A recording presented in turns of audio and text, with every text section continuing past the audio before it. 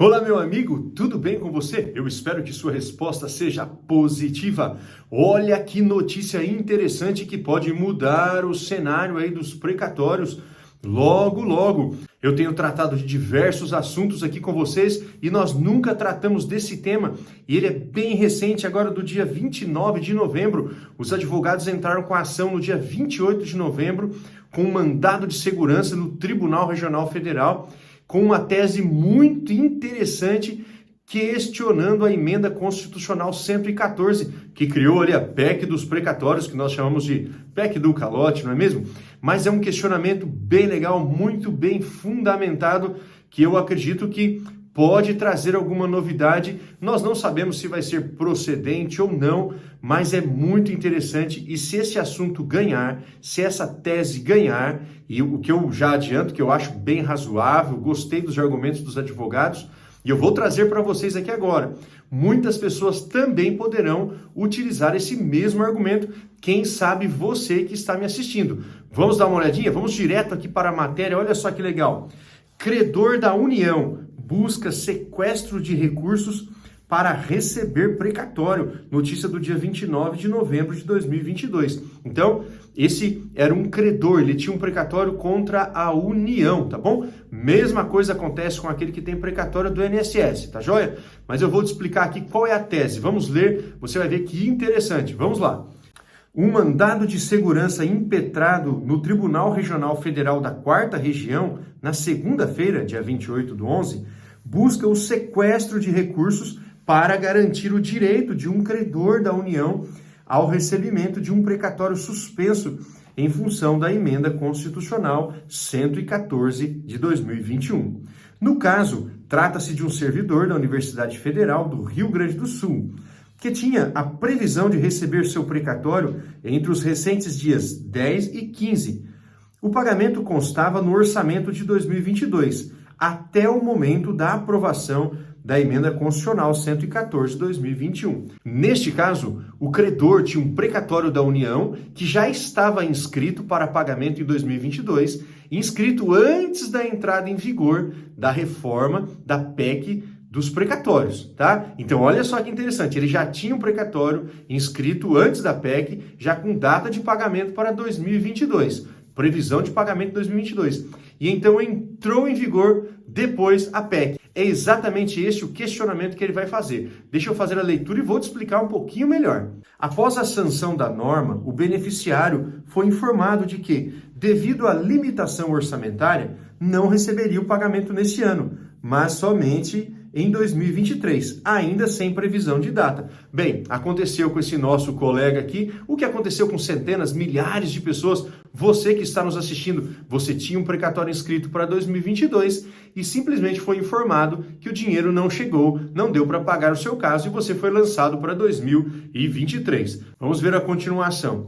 O mandado de segurança foi proposto pelo escritório Advocacia dos Direitos Fundamentais a partir de um parecer do advogado Rogério Viola Coelho, que dirige a banca junto com o advogado Tarso Genro, ex-governador do Rio Grande do Sul e ex-ministro da Justiça. Olha que legal! Então, é uma banca de advogados bem respeitada. Está aqui participando o advogado Tarso Genro, que é ex-governador aqui do Rio Grande do Sul e também ex-ministro da Justiça. Olha só! Então, tem fundamentos aqui que estão sendo abordados, fundamentos bem interessantes. Sigamos. Na petição inicial, Coelho e Jefferson dos Santos Alves alegam que a redução do valor reservado aos precatórios de 2022, trazida pela emenda constitucional, não pode ser usada para evitar o pagamento de precatórios já inscritos, conforme a regra constitucional vigente no último ano.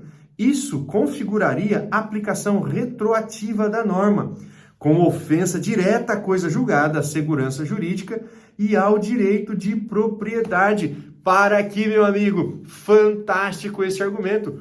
Existe uma regra da irretroatividade das normas. Então, há ali uma situação de direito já estabelecida, não pode vir uma nova norma e mudar aquela situação. Há uma ofensa direta à coisa julgada, ao princípio constitucional da irretroatividade das normas. Veja só, ele estava com o precatório já inscrito para 2022, aguardando receber em 2022. E então no finalzinho de 2021 a lei muda e já se aplica para ele? Bem, o quadro dele já estava desenhado antes. Desde 2021 já havia previsão para pagamento de 2022. Então os advogados estão dizendo, a nova norma, a emenda constitucional 114, não poderia ser aplicado para quem já tinha precatórios inscritos antes da alteração constitucional. Fantástica a tese, eu fiquei muito animado. Deixa aí nos comentários se você gostou desse argumento também.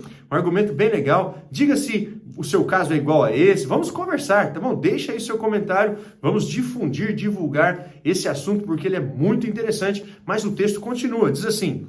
Abre aspas, né? Não tendo sido alocados os recursos necessários ao pagamento do precatório regularmente inscrito, incide a regra do parágrafo 6º do artigo 100 da Constituição, com redação conferida pela Emenda Constitucional 62 de 2009 e que continua em vigor. Então, aplica-se a norma anterior.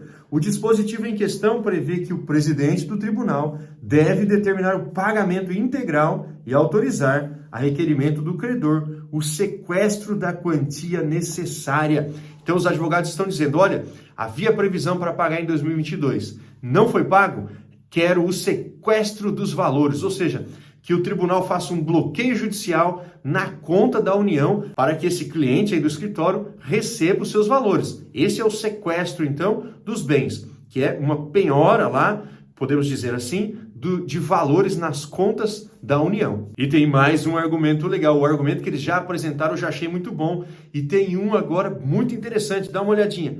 Os advogados lembram de decisão de 2020 do Supremo Tribunal Federal, com repercussão geral, que reafirmou a impossibilidade de aplicação retroativa de leis que trazem novas regras para pagamento por precatórios. Meu amigo, essa decisão aqui do Supremo foi um caso de Brasília. Brasília tinha o limite para virar precatório, que eram aqueles créditos acima de 40 salários mínimos, e eles baixaram, colocaram em 10 salários mínimos. Mas algumas pessoas já estavam inscritas para receber, e agora iam receber por forma de RPV, mas a lei mudou, transformando então o limite para 10 salários mínimos, e essas pessoas iam receber como precatório. O Supremo já falou que não, a lei mudou quando eles já tinham o crédito inscrito, por isso eles iam receber na forma de RPV, ou seja, a nova lei não valeu para aqueles casos que já tinham o seu crédito inscrito, que é exatamente o mesmo caso desses agora que aconteceu nesse ano. A pessoa já tinha o crédito inscrito antes da reforma dos precatórios, depois veio a PEC e ele sofreu as consequências da PEC. Então deveria ser tratado o caso dele como de direito já adquirido e a nova norma não contaminar ali o seu direito. O texto continua. Conforme o escritório, a manutenção das regras instituídas em 2021 redunda em verdadeiro esbulho do patrimônio dos credores, com possibilidades reais de perpetuação da situação de não pagamento. A banca já ajuizou 2 ações no mesmo sentido e ainda vem atuando na defesa da inconstitucionalidade das alterações constitucionais. O Conselho Federal da OAB e outras entidades representativas questionam a nova legislação no STF. Nesse ponto, eles lembram que já existe ação no STF pedindo a declaração de inconstitucionalidade das emendas 113 e 114, que são aí 2 PECs dos precatórios. Meu amigo, você gostou dessa notícia? Eu gostei demais. 2 argumentos muito bem apresentados.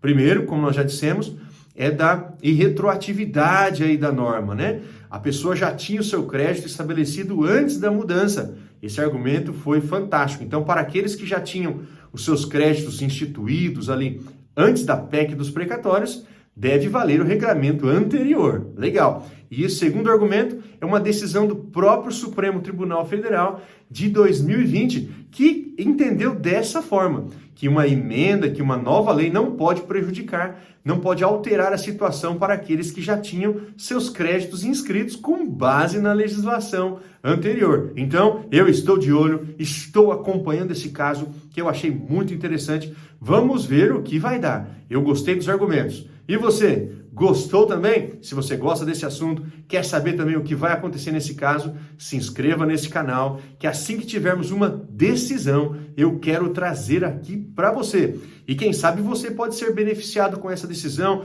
pode mostrar para o seu advogado e ele também fazer um pedido semelhante. Então, se inscreva logo nesse canal, aperte aí o like que o YouTube vai ver que você gostou e vai encaminhar também esse vídeo para mais pessoas. Valeu, meu amigo! Um grande abraço para você!